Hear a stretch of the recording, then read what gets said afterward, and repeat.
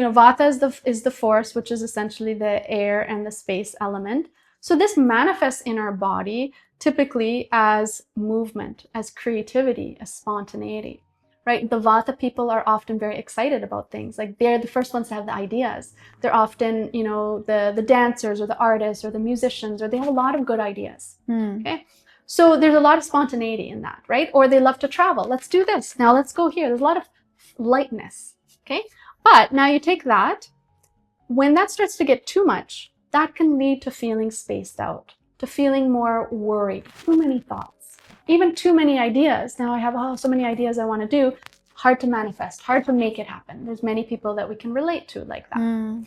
That might physically manifest as cold hands, cold feet, dryness in the body, right? It's also like in kids, you might see they have a little more trouble falling asleep, staying asleep. They're maybe a little more sensitive to emotionally what's happening around or in the environment, right? So they're more on the subtle type, okay? So that's the Vata type. Now, always remember doshas it's not good or bad. These are qualities, okay? So that could be a Vata kid. Now you have your Pitta type. Pitta is essentially a lot of the fire element. It's actually fire and water, okay? But Pitta is the force of communication, even hormones in our body. Transformation, digestion, a lot of that is governed by the force of Pitta. So Pitta might manifest in somebody as, intensity, drive to do things, motivation, a lot of clarity of thought. Pitta kids are often pretty bright, right? They're often quite competitive, right? They're very when you are very determined to get things done and you forget to eat or sleep because you're really involved in what you want to do. There's that kind of go, I want to make it happen, right? Now you can be very successful. Of course, it becomes a breaking point. If Pitta is too hard, you're pushing yourself towards burnout, go, push, don't eat. Now, anger, frustration, heat, inflammation, all of these things start to come up in the body. As kids, this might manifest more as anger, outbursts, rage, where they want to throw things and they get very angry. Okay, so that's the Pitta type. Whereas Vata kids will more get anxious, fearful.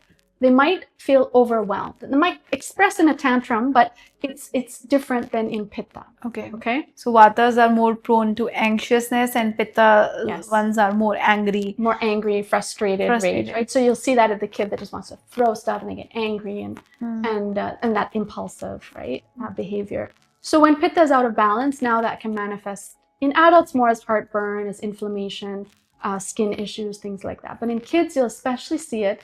Kids who are very competitive. They want to be number one. These are the kids, their parents are not pushing them.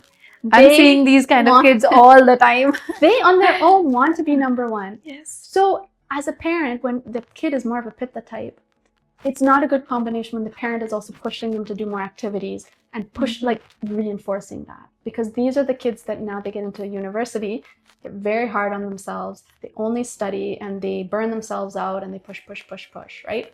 So these are the kids that you need to say, it's okay if you're not number one. Let's learn from this, right? Have some time just to calm down, to cool down.